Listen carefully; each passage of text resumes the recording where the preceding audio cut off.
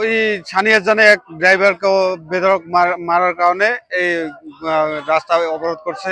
আমরা সবাই চালক চাই যে রাস্তায় কোনো জনে চাঁদাবাজ না থাকে।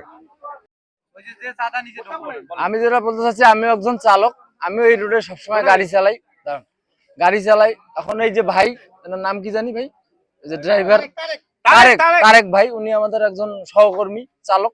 উনি ঢাকা থেকে আসতেছে, মানে ঢাকা থেকে আসার পথিতে এই ছানিয়াজান বাজারে টেবিল বসিয়ে চাঁদা 300 টাকা নিছে, ওনার কাছে কার্ড না থাকার কারণে। আচ্ছা নিছে, এখন উনি আবার যখন মানে আবার ঢাকার উদ্দেশ্যে রওনা দিছে, আবার ওইখানেই তাকে দাঁড় করানো হয়েছে।